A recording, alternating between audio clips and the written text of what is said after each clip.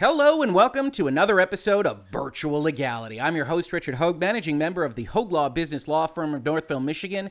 And today we have what, at least through the first half of 2021, is one of the most unusual stories in video games. If you haven't been following this, Sony, makers of the MLB The Show franchise, is releasing their game not just on Xbox proper, but also, most prominently, on Xbox Game Pass, Microsoft's most aggressive move to try to dominate the video game industry in 2021 and beyond. As they announced on their own newswire, MLB The Show 21 is coming to Xbox Game Pass on day one. There is no lag. There is no exclusivity, despite the fact that Sony has paid for and developed this video game. And this press release kind of gives you a little bit of the feel for some of the issues here, certainly that we will talk about as part of this video. We are delighted to announce that MLB The Show 21 is coming to Xbox Game Pass on day one and will be available on April 20th for Xbox Series X and S and Xbox One, as well as on Android phones and tablets via Xbox Cloud Gaming for Ultimate members. Both MLB The Show 21, Xbox One, and the XS editions will be included with Xbox Game Pass, so members will be able to play the best version of the game, regardless of which console they're on. Now, Sony, over on their end of the developmental woods, is having difficulty with delivering the best version of a game on their not quite Game Pass-esque services. We just saw news items about how Borderlands 3 and Marvel's The Avengers video games are being delivered through the services that Sony provides in their PlayStation 4 iteration instead of their PlayStation 5 one, and Xbox continues to use smart delivery as another kind of leverage point to establish that at bare minimum, regardless of how you feel about the content itself, Microsoft and Xbox is the least frictional place to play. You don't have to worry about which version you've got. You don't have to worry about the menus and the weird ways in which you have to transfer saves in games like Marvel's The Avengers from PlayStation 4 to PlayStation 5. You don't have to worry, might well be the motto of Xbox, and with Game Pass, they're trying to make that even more emphasized. With cross-platform play in progress, you can play against others online and earn and use content across the platform and generation you choose. Cross-platform play in progress, sure, that's Xbox Series X back to Xbox One, but it also sounds like it's between Xbox Series X and PlayStation 4/PlayStation 5. Now, you won't see the words Sony or PlayStation or San Diego Studios or anything like that in this press release, which is another area that raises a yellow alert or a red flag for me when we look at this and say, wow, Sony must not have had any input in this kind of release, and that's a surprise. Now we get a little subtweeting from Xbox. As we said from the beginning, this is an incredible moment for all of us, and bringing the franchise to more players and baseball fans is something that we at MLB, MLB Players Inc., and Xbox are all excited about. None of the parties in that sentence made this video game. Sony is not mentioned despite actually making the game. We can't wait for Xbox fans to experience the fastest, deepest, and most intense moment-to-moment baseball action yet. With pinpoint pitching, brand new fielding mechanics, and gameplay styles, Xbox gamers are in for a treat when MLB The Show 21 launches on April 20th. Now, those last two sentences I read to you because I find it fascinating that ultimately what Microsoft has to do here is prop up how awesome this is for Game Pass, and it is. MLB The Show, if you haven't played it, or maybe if you're not even interested in American baseball, is one of the best sports franchise video games, in my opinion, out there in the video game industry. This is a big get for Xbox and has been a big seller for Sony, but it's still funny to see Microsoft, although just Xbox, MLB, and the MLB Players Inc., touting how great this video game is that they had no hand in making whatsoever. Now, this isn't actually as unusual as announced in 2021 as you might be thinking. We're going to dive a little bit deeper into how this came to be. We're going to talk about where I think the leverage points are and how Sony, and more specifically maybe Sony Council, kind of got waylaid by the massive increase in Game Pass and the licensing relationship that they have with Major League Baseball. Now, all of this was examined on a website called Inverse in a article entitled, "Will More PlayStation Games Come to Xbox Game Pass? Analysts Weigh In on MLB Deal." And they talk a little bit about Game Pass, they talk a little bit about the show, but they do note that there's a significant difference between Game Pass and buying it for $70 from the PlayStation Network. As MLB The Show 21 will cost a whopping $70 on PlayStation 5, Xbox Game Pass presents a far cheaper alternative to experience the next-gen version of the baseball simulator. And this is 100% correct. It is one thing for MLB The Show to be available for the same $70 on Xbox, and sure, Sony wouldn't be getting its 30% cut. It would, in fact, be paying 30% effectively to Microsoft, and there'd be a whole bunch of different math that happened there. But it also wouldn't be establishing further the value of Game Pass, which is by far PlayStation's most existential threat to its business model. In fact, Microsoft has, for all the world, seemed like it doesn't care as much about selling boxes under your television as it does about establishing this recurring revenue source in Xbox Game Pass. Now, to be fair, we're going to see some analysis here. We're going to see some analysts talk about all the money being spent. Xbox Game Pass is still a while away from really establishing its baseline and making sure that it has $15 or more a month coming from its users. They've used a lot of promotional features. They've spent aggressively to provide content for this service in a way that likely isn't the long-run sustainability approach for what this Game Pass software offering is going to be. But still, this kind of aggression absolutely benefits you or I or any other Game Pass member that wants to play these games. Who it hurts is Sony, that now has to say, well, sure, it's $70, but that just provides more value to what Game Pass looks like and decreases the audience that's going to purchase it on our system. It's an unexpected move from Sony, says Inverse, which has long kept its first-party IP exclusive to its PlayStation consoles. In fact, most hardware manufacturers do that. You don't have a lot of Nintendo crossover of Mario onto the Xbox or the PlayStation. That's really the nature of the video game industry. But it's also, as I said earlier in this video, not unexpected, or at least not unexpected as of a couple of years ago. If we go back to December of 2019, we see a press release entitled MLB, MLBPA, Sony Interactive Entertainment, and San Diego Studio announce video game partnership extensions. Major League Baseball, that's the MLB to you and I, the Major League Baseball Players Association, the MLBPA, Sony Interactive Entertainment, and San Diego Studio, the actual folks developing the video game, jointly announced today that they have entered into multi-year extensions to continue development and distribution of MLB The Show, the award-winning officially licensed video game. Now, if you haven't been in Virtual Legality a bunch before, it's worth noting what this means in terms of licensure, right? You're Sony. You own San Diego Studio. You say, San Diego Studio, go make a baseball game. San Diego Studio is going to go make a baseball game. But it would really benefit the sales of the game if they had things like the stadiums that are real out there in the world, the logos, the way the uniforms look, the player names. That's why the MLBPA is involved. And to get that dose of reality, the intellectual property of all those things is owned by these other two entities. So you enter into a development, publishing, licensing agreement with MLB and the MLBPA. These can take a number of different forms. We don't have transparency as to what those look like. But if you lose those licenses, you can no longer have the Detroit Tigers in your video game or Comerica Park. And again, I'm a Michigan lawyer, so these are the places that I know. It would instead become Detroit, and the colors would have to be a little bit different, and Detroit Stadium. You remember this from the old days in the NES where we had Blades of Steel and RBI Baseball and other things that were generic. And they work just fine, but the expectation now in 2021 is you're going to have that reality that you're going to sell copies of your game with that realistic simulation. But what was big in 2019 is that even though Sony was making this, paying the money to actually develop this video game, it was clear that Major League Baseball was demanding more from them than just releasing it to sell their own hardware. The next paragraph makes that clear. In addition, the historic expansion of the long-standing partnerships will bring MLB The Show for the first time ever to additional console platforms beyond PlayStation platforms as early as 2021. In fact, it turns out to be April 20th of 2021.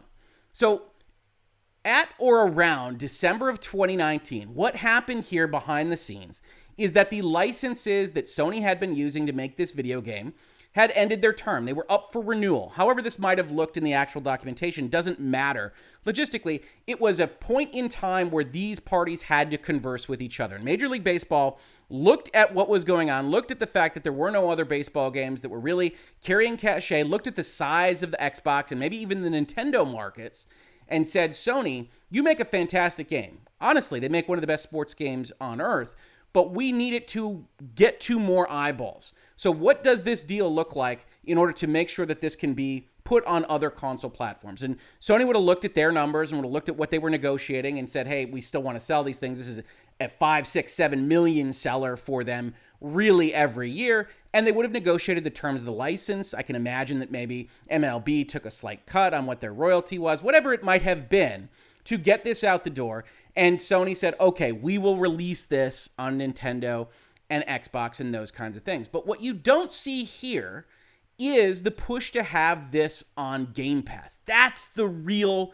surprise. Because putting it on Xbox, putting it on Nintendo at the same price it's available on Sony, yeah, you don't sell as much hardware. You don't have that kind of walled garden feel. You don't quite get the same cuts and profitability by selling it on these other platforms. But if this asset is important to you and if the license is important to you, you enter into these negotiations. And Major League Baseball clearly had leverage to force this point. What's a bigger surprise is that they apparently had leverage to take over the conversation and put it directly on Game Pass. According to PlayStation, back to the inverse article, the decision to bring MLB The Show 21 to more platforms and Game Pass came straight from MLB. As part of the goal for this year's game, MLB decided to bring the franchise to more players and baseball fans. In fact, we saw that in 2019. This decision provides a unique opportunity to further establish MLB The Show as the premier brand for baseball video games. In fact, that is the silver lining. If you're looking at this from the PlayStation perspective, you've got Microsoft out there touting how good your baseball game is, but at the same time, making the value proposition of your game on your system look all that much worse. Some of these analysts say a few things about why the MLB might do this, all of which I think are fairly obvious and well considered. This is all about MLB finding a bigger audience, which took precedence over console manufacturer jousting. And that's probably not fair. MLB never had an interest in whether Sony makes money or Microsoft makes money or how video game industry fighting looks. They had an interest in maximizing the value of the royalty they were receiving for giving out the rights to their names and likenesses. So yeah, they never cared about this.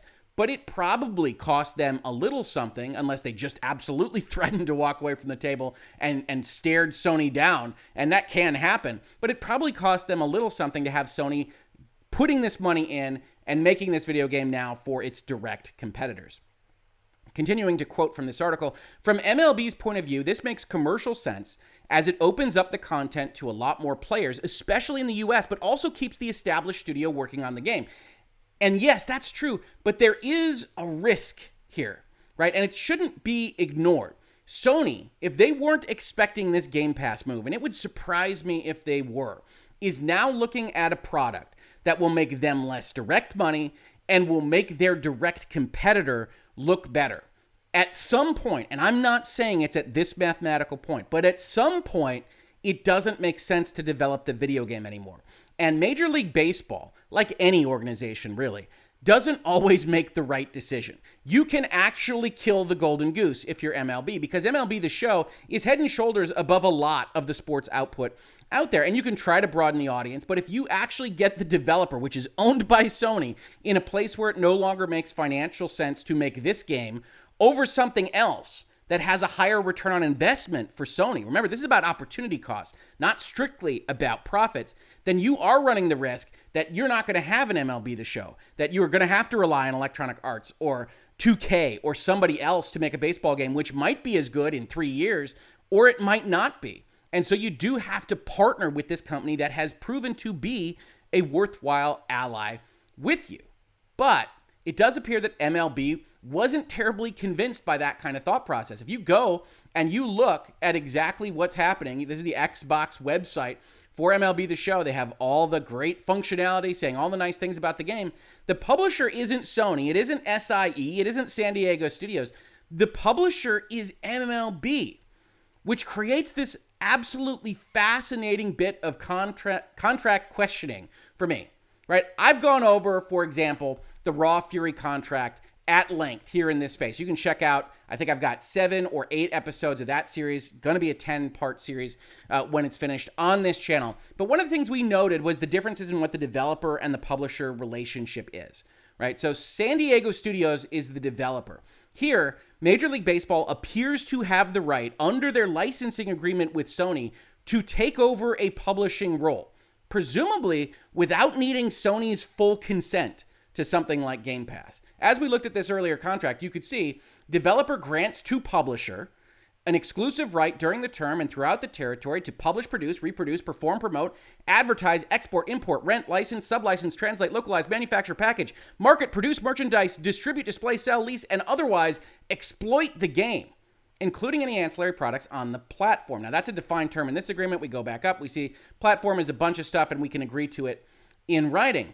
But it would surprise me if Sony actually sat there and said, oh, sure, Game Pass is fine. That would be a big surprise. Now, the inverse article here isn't as surprised by all this. Now, they do have a few issues where I'm not sure whether they're quoting or editorializing. They've got a quote here that says, this deal exposes just how great of a deal Xbox Game Pass is for multi-platform titles, as $15 a month is cheaper in the short term than $70. Well, it depends on how many months you subscribe for and how much time you'll get out of the video game, right?